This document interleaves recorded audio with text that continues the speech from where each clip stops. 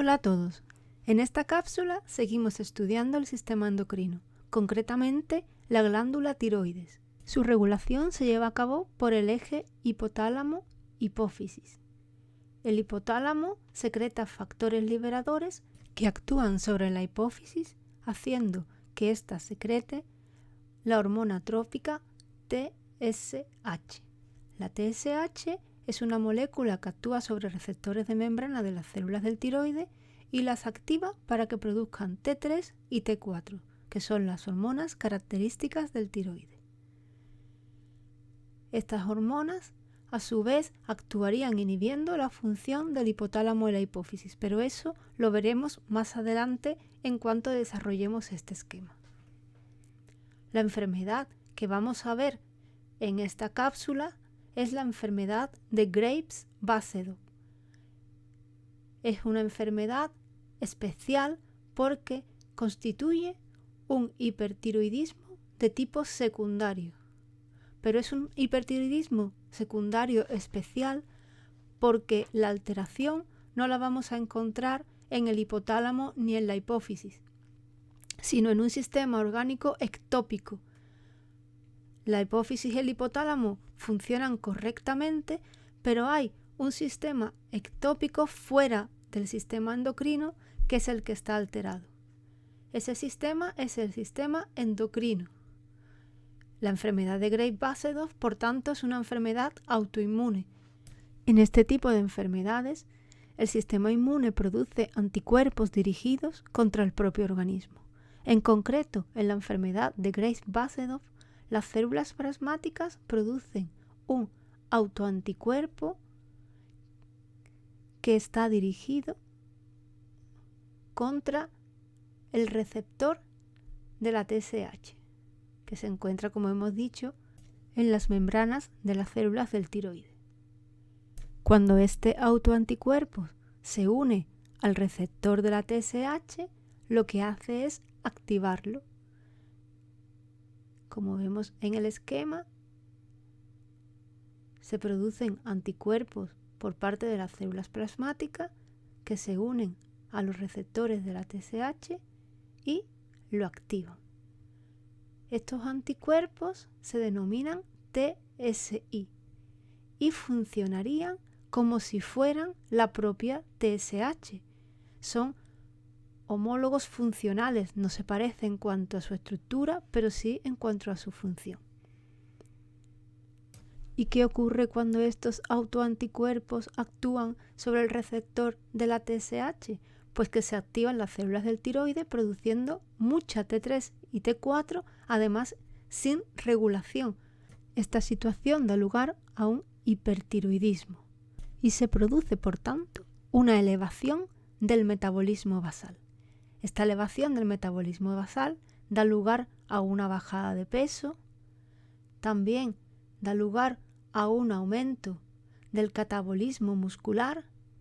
Esto provocaría una manifestación clínica que es la debilidad muscular. También se produce un aumento del catabolismo óseo y eso daría lugar a una osteoporosis que se manifiesta por una mayor frecuencia de las roturas de huesos. Aumentaría también la motilidad intestinal, fruto de ese aumento del metabolismo basal, provocando diarreas. Y por último, se activaría todo el sistema de señalización adrenérgico, o sea, el que está mediado por la adrenalina. Esto tiene como consecuencia una serie de manifestaciones clínicas, como son el temblor y la taquicardia, entre otras. Seguimos analizando el problema.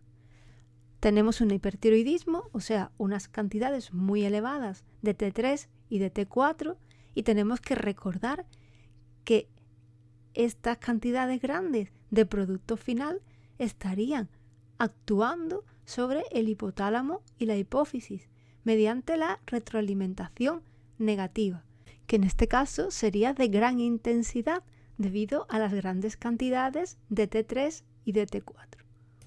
Tenemos, por tanto, una glándula tiroides que estaría regulada directamente por el sistema inmune y no por el hipotálamo y la hipófisis, que es lo que sería habitual.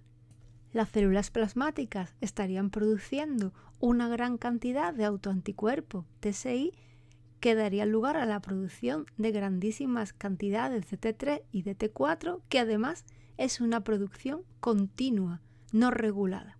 Esto daría lugar a una retroalimentación negativa también continua, porque esas TT y T4 estarían inhibiendo constantemente el hipotálamo y la hipófisis y por tanto no se produciría nada de TSH.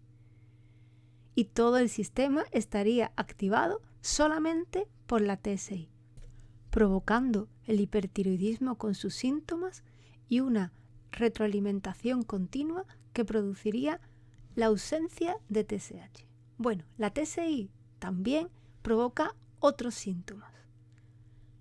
Este anticuerpo que activa de manera constante y continua el receptor de la TSH provoca que aumente la proliferación de las células del tiroides, porque esa es una de las funciones que tiene ese receptor.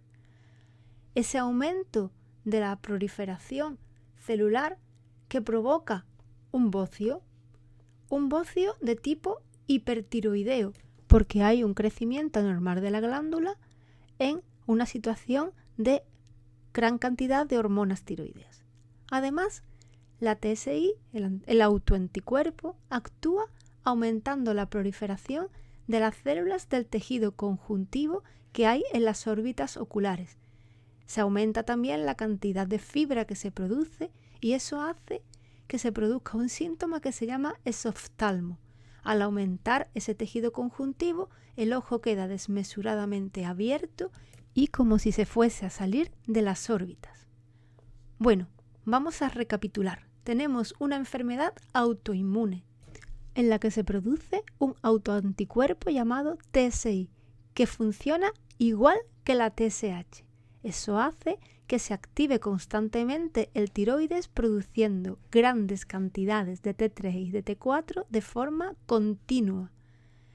Esta producción continua da lugar a una inhibición total de la producción de TSH por el fenómeno de retroalimentación negativa y esto da lugar a un hipertiroidismo, a un bocio hipertiroideo y a exoftalmo. Nos encontramos, por tanto, ante un hipertiroidismo secundario especial en el que el origen de la alteración está en un sistema orgánico ectópico. Bueno, nos vemos en la siguiente cápsula.